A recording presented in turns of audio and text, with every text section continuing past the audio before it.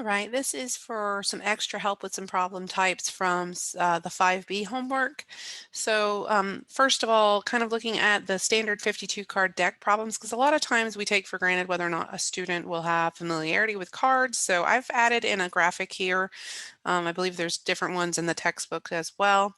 So we're looking at probability. Probability is the number of desired outcomes over total possible outcomes. The bottom, the denominator of the probability, is without any restriction, essentially. So it says an experiment consists of drawing one card from a standard 52 card deck. What is the probability of drawing a heart or a diamond? Now, normally, if you're drawing more than one card, you're going to have to resort to like permutations or combinations or something, that's going to be more calculative because you're doing groups of things. And that, again, depends on the problem, depends on if it's, ordered arrangement or not. But for us, we can do this specifically by just creating kind of the fractions here. So we are looking at when you do an OR, that is a union, and the probability of a union of two items. So we're going to call this probability of heart, union, diamond. The formula for that in the book is that it's the probability of the heart plus the probability that it's a diamond. Well, that's an R. Give me just a second to fix that. And then minus any probability that heart and diamond could have been overcounted or double counted. In other words, there was an intersection. Now, heart and diamond are completely separate suits. There is no overlap. They're separate rows in our picture up here. So essentially, if your one card that you draw is either a heart or a diamond, it's the probability of how many hearts there are. So since our problem has no intersection here, we won't need that last piece. So probability of heart plus the probability of diamond, okay? So for this situation, the number of hearts in a 52 cards is 13 out of 52. That's a chance of getting a heart. Plus diamonds is also 13 because there's 13 in each suit out of 52. So that's 26 out of 52, which reduces to half. And if you look at the cards, that actually makes sense. Diamond or heart, that's half of the rows up there. So it makes sense that our probability of getting one card and it being a red card, essentially a heart or a diamond, is about 1 out of 2. Okay, so this is where we get into a little bit trickier question though, because it's the king or the spade. Okay, so kings are this whole column here, and spades is this row. So notice there is one overlapping element here, that there is a king that is also a spade. So we are going to use the version that has the intersection when we have an overlap. So probability, sorry, that always gets way too thick, of king union, because or means union, spade. I cannot draw a spade, but I'll do my best. You could write the words if you want to. Is probability of king plus probability of spade minus the probability that there was an element counted twice or in the intersection. Okay, and that is a horrible spade. So, so we are going to have to do that this time because there was an item where they overlapped. So there are 4 out of 52 cards that are kings, plus there are 13 out of 52 cards that are spades, and there was one card that was both. So this is 4 plus 13 is 17 minus 1 is 16 out of 52. I believe we can divide both of those by 4. 52 divided by 4 should be 13, but I'm double checking myself. Yeah, so this is going to be 4 out of 13. So the probability, and again, probability can also be turned into a decimal, and sometimes that's easier to see because then people can think of it percentage-wise, like your chances. But 4 out of 13 is the probability of picking a card from a deck of 52 cards and it being a king or a spade. Okay, a black diamond. So, hang on just a second. Okay, so a black diamond. First of all, diamonds are this row and they're all red. So that is an event that does not exist. It is not possible for this to happen. So since the event doesn't exist to get a black diamond, that is 0 choices out of the 52 or a 0 probability. Now remember, probability from your reading and your watching of the videos provided in the course, you know that it has to be between inclusively 0 to 1. So it is possible for an impossible event, which is 0, and for certain events, which means 100% chance. Okay, a numbered card. So numbered cards are cards that have numbers on them. Now, depending on how people view the ace, sometimes this can get a dicey question, but we're looking at actual numbers, so 2 through 10. So 1, 2, 3, 4, 5, 6, 7, 8, 9 different columns fall into this group, and there are 4 choices in each of those columns. So that is 36, and none of them are overlapping with each other. They're all separate columns. So probability of a numbered card is 36 out of the 52. And if we divide both of those by 4, that's going to be 9/13. So pretty high probability there. Okay, so let's look at the next example, which is a little bit more involved than the first type. The first type was pretty easy. We could just make those fractions by looking at our picture up above. But now we're going to be dealing an actual hand to someone. So you're giving someone 5 cards out of a 52 card deck. And we want to know what's the probability of being dealt certain situations. Now, when you're doing probability, there always has to be a denominator, but this time the denominator is still going to be a little bit more complicated. It's not just 52, it's how many ways can I choose 5 cards from 52 cards with no restrictions. So it doesn't matter what order you get them in, because that's still going to be a hand in poker.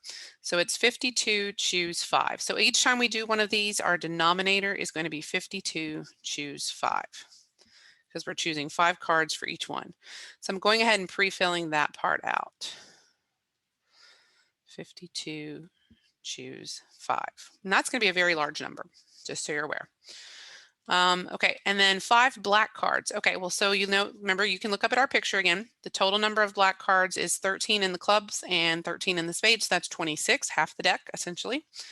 So if we're choosing all 5 cards from the black cards, then that's going to be 26, choose 5, and you could say 26, choose 0 for the red, but you don't have to do that if you're choosing 0. So we want to get my combination calculator out again so we can actually work this out. And let me pull that up. So 26, choose 5 is 65,780.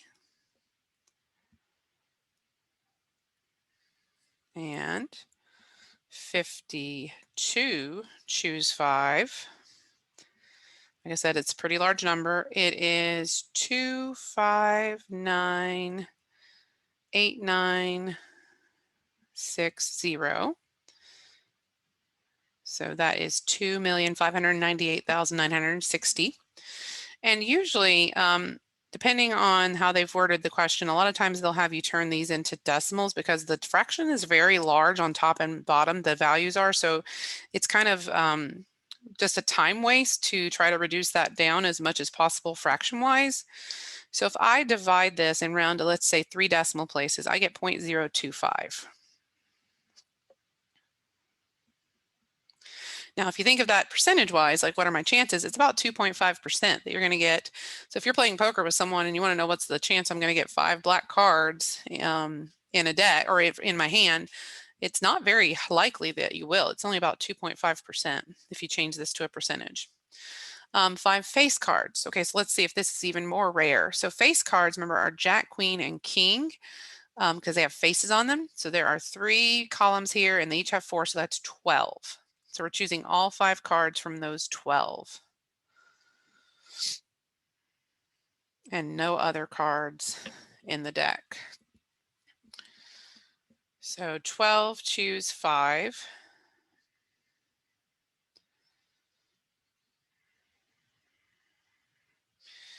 Is 792. And we know the denominator because we just did it. So 2,598,960. So I'm expecting this to be very rare. that you would get all face cards. 792 divided by 2,598,960. We would need to go to 4 decimal places or it's going to look like almost an impossible answer. It's 0.0003. So even if we turn this to a percentage, it's 0.03%, you know, if you change that. So that's very unlikely. All right, now this is, remember, a type of full house, 3 jacks and 2 queens. There's only 4 jacks out there, so 4 choose 3 times, we need to finish the hand. There are 4 queens out there, so 4 choose 2.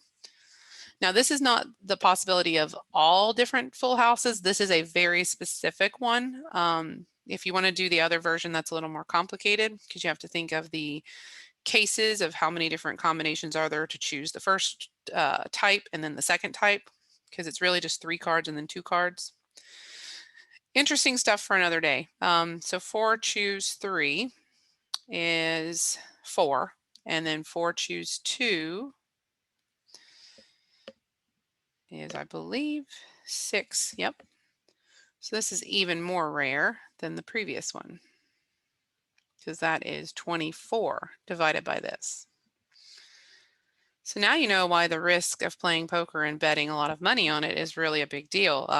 The options to get certain winning hands is, you know, very slim sometimes.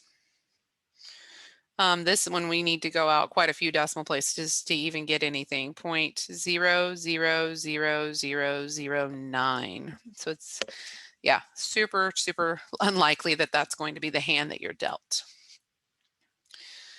All right, let's move on to our next question.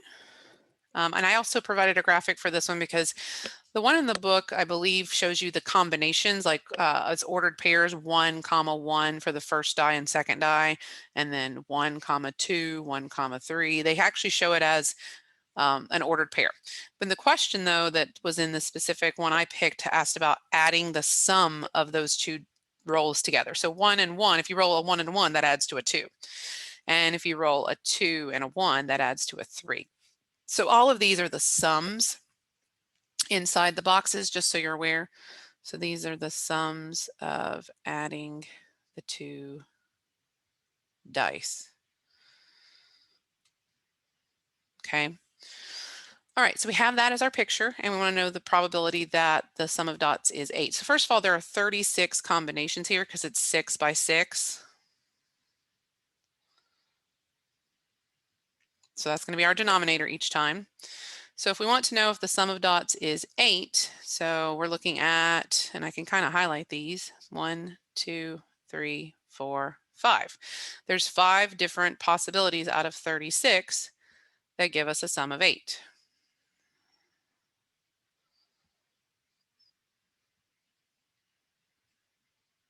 And that does not reduce. And usually if it's small fractions like this, I keep it as fractions. Again, follow your My Math Lab directions, obviously, though, for when they want it a certain way. Okay, so I'm going to do in blue. So I did this one in yellow, so we'll kind of color code these. And let's do the sum is less than 5. Okay, so less than 5 does not mean equal to 5. So we cannot use the diagonal of 5s. So let's see, we have 1,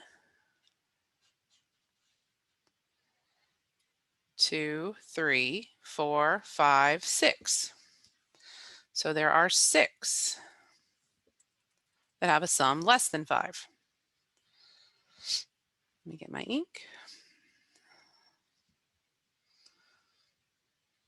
So 6 out of 36 is reducible. That is a 1 in 6 chance. The sum is not 2, 4, or 6. Now I may erase some of my previous ones because I might need to start with a clean slate up here. So give me just a second to wipe those out. Now, there's 2 ways you can do a not problem.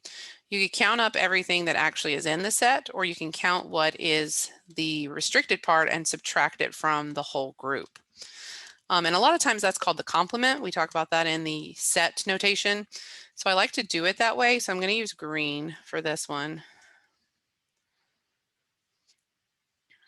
And I'm going to say, if we're worried about it being not 2, 4, or 6, let's find out how many are 2, 4, or 6 and just subtract them from 36. So we have 2, 1, 2, 4, because that's a lot less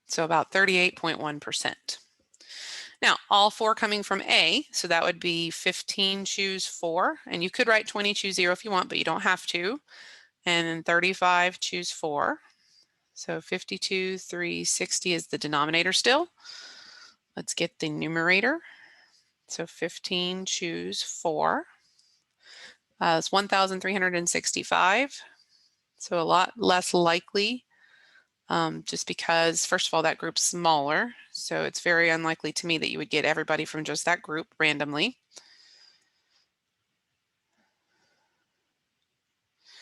All right, that is 0.0261. If we round. Okay, so then the last one in this section, at least 3 from A. Now this can get dicey because the at least problems can be interpreted a couple different ways. So at least 3 means, let me write this out to the side. At least 3 means 3 or all 4, because it's at least 3, not just 3. Okay, so at least means 3 or more.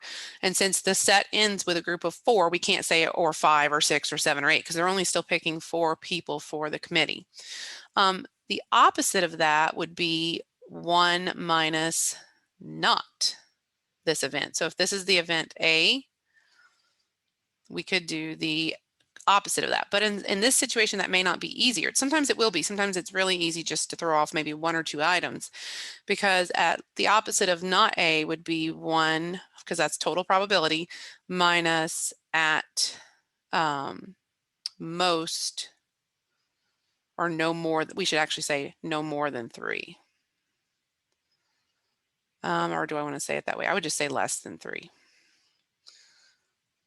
because we want to make sure 3 is not included.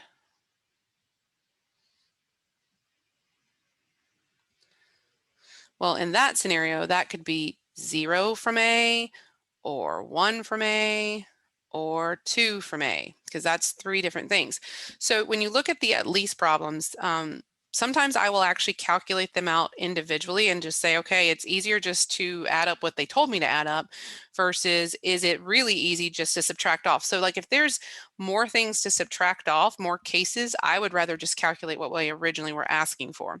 But let's say, you know, they said, at least 1 from A, that would have been a different story, because if at least 1 means 1 or 2 or 3 or all 4. And in that scenario, the opposite of that would be just no persons from A. And that's really easy to subtract off because it's just one scenario. So just be aware of that, that the at least or problems and the, when you do the complement of that, sometimes it's more work, sometimes it's easier. So just look at both situations. So I'm actually going to do just at least 3, because it actually is just less steps. It's just adding these 2 together instead of subtracting the complements off individually.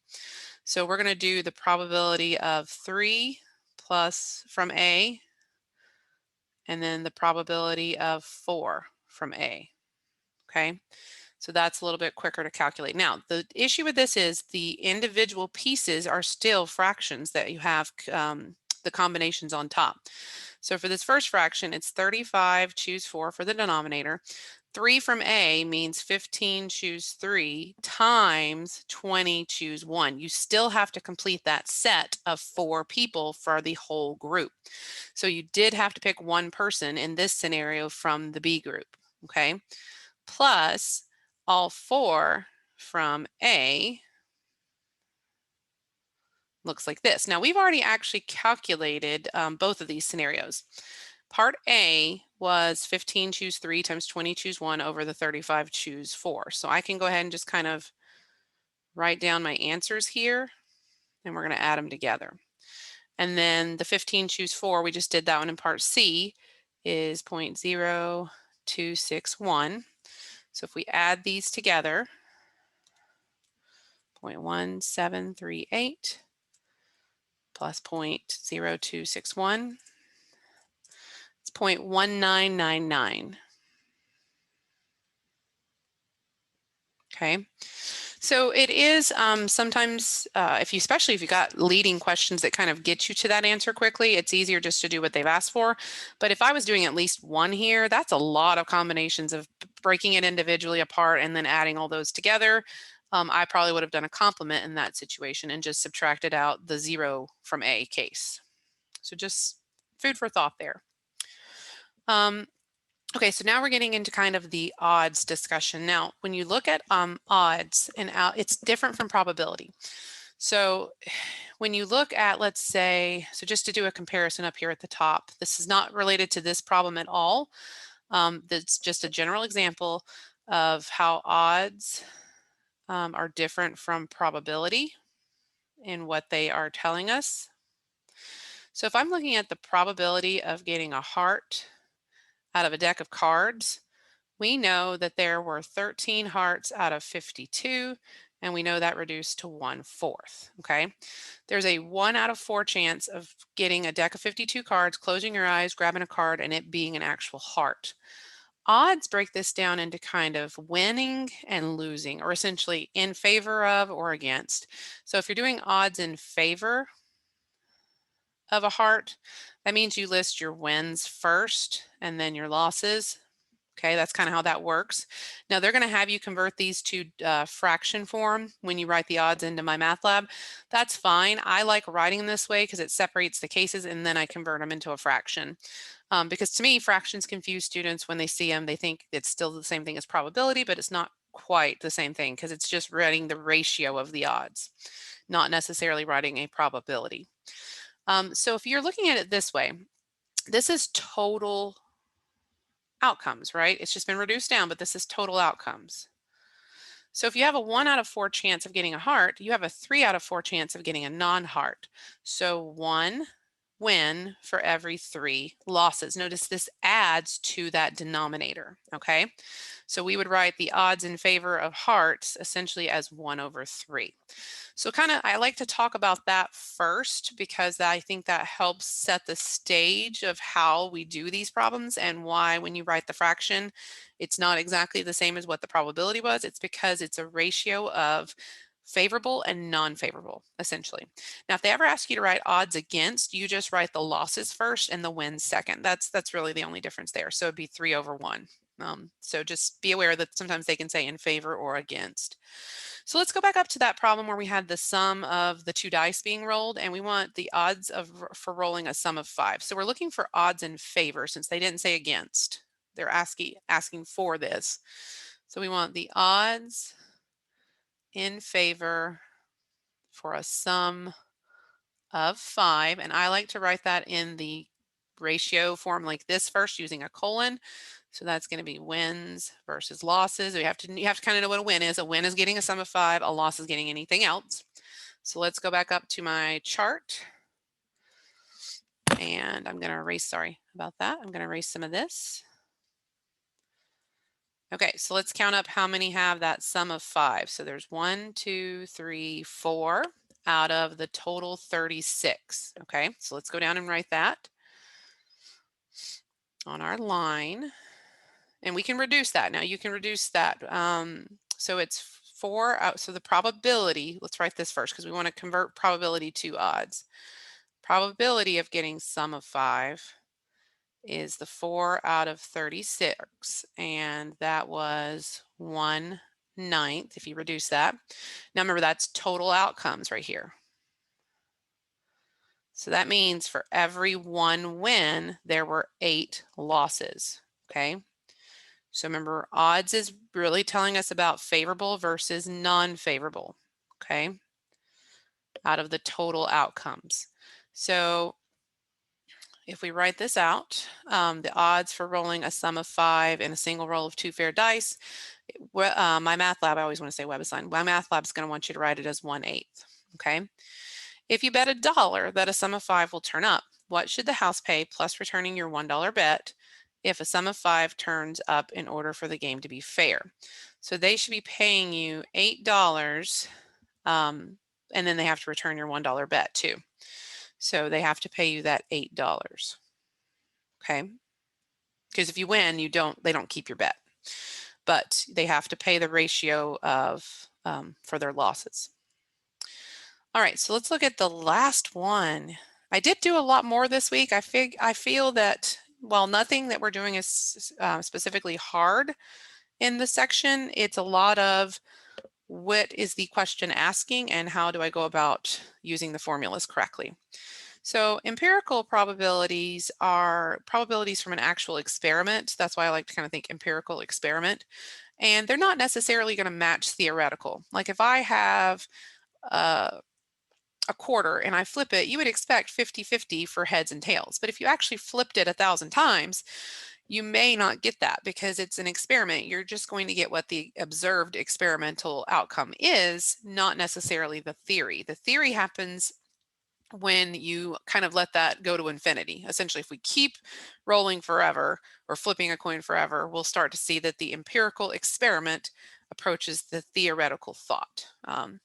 So when we've been doing all these probabilities, we've been equally likely rating everything and kind of doing theoretical. Now we've got this data set where someone has said, hey, they actually rolled dice and counted up what the sums were each time and noted that outcome, and they did it 1,000 times. So they got sum of 2, 3, 4, 5, 6, 7, 8, 9, 10, 11, and 12. Those were all the sums, remember, from our chart up above. And then they told us the frequency for each of these. Now it says use these frequencies to calculate the approximate empirical probability and then the odds for the events listed below. I like calculating the probability first because that's easier than to convert into the odds. So the sum is a prime number or is exactly divisible by 4. Okay, so let's do yellow for prime and blue for exactly divisible by 4. So 2 is a prime number because its only multiples are 2 in itself, or factors if you want to think of it that way. 3 is prime, 4 is not because 2 times 2 is also 4. 5 is prime, 6 is not, 7 is prime, 8 is not, 9 is not, 10 is not, 11 is. Okay, so we're going to add up, well actually let's do this first. Let's go ahead and do what's exactly divisible by 4. So 4, 8, and 12. Now notice, none of my blue and yellow overlap. So that means I can add all of these items together, 10, 30, 70, 150, and 80. Those were all my yellow ones, plus the option of being divisible by 4, so 50, 170, and 70. Since none of these columns overlapped, we don't have anything we need to subtract out, and we know that's all over 1,000. So that's going to be how I get my probability. Okay, so let's add those all together. So 10 plus 30 plus 70 plus 150 plus 80 plus 50 plus 170 plus 70. This is 630 over 1,000. And if we actually divided that, that's going to be 0.63. Okay, so that's my probability of, let's call this event E. Okay, so there's the probability. I'm going to triple check my adding on that real quick because that will affect our odds as well. So 10 plus 30 plus 50 plus 70 plus 150. I'm just going across the chart, plus 170 plus 80 plus 70. Yeah, that's 630. Okay, so there's the probability. Now, I like to think of it this way because that is then 63, the decimal is nice, out of 100, right? Because this is in the hundredths place. So if this is the number of favorable outcomes, we know that the 100 minus 63, the remainder of those total outcomes, is going to be, so that means there were 37 not favorable. If we look at this, because this has to add up to 100 over 100, okay? So for my odds for event E, so in favor of event E, we're saying, remember, wins versus losses. So there's 63 opportunities to get a favorable outcome up above and 37 to get a non-favorable outcome. So if we write that as the ratio, that's going to be 63 over 37. And something to note is that odds don't have to be between 0 and 1 always, because notice this is going to be bigger than that if you divide it by that. So odds, remember, are different than probability. They are favorable to non-favorable if we're writing it in favor of the event, which is kind of how they always write it. If they want you to do odds against the event, they have to say that in the problem. And then you would just flip it and make it 37 to 63. So there are my odds for event E. Okay, so let's look at the second one because I believe I did have overlap on one of these. So I'm going to erase all of this up here so we can use that again. If it'll cooperate. There we go. So the sum is an odd number or greater than 10. Okay, so we'll let odd number be yellow, greater than 10 be blue. So odd numbers are 3, 5, 7, 9, and 11. And greater than 10, not equal to 10, is 11 and 12. So see, there's an overlap. So what that means is that if we were going to write this out, we would do the probability of kind of being an odd number plus the probability of being greater than 10, subtract out the overlap. Now, when you've got it in a chart like this, you just don't add it twice. Just don't add the 80 twice. Because essentially that's what the subtraction step does, is subtract it right back out because you double counted it. So if you've got a chart, you can really just kind of add up what's up there if you've labeled everything correctly. So let me get my ink set correctly and scooch that back up just a second. So we had 30 plus 70 plus 150 plus 140 plus 80 plus 70 all over 1,000. We're going to call this event F, by the way. So this is the probability of event F happening from the experiment. So 30 plus 70 plus 150 plus 140 plus 80 plus 70. That is 540 out of 1,000, which is going to reduce down to 0.54 as a decimal. Now they could ask you to leave it as a fraction and you could reduce that down. So what this means is that there were 54 out of 100 favorable situations. Not favorable would be the opposite of that, the complement. So 100 minus 54 is 46. So my odds, and I'm going to reduce this in just a second, in favor of F is 54 favorable to 46 unfavorable. And I'm going to reduce that by dividing both of those by 2. So that's going to be a 23. And 54 divided by 2, I believe, is 27. Yep. So this would be 27 over 23 for the odds.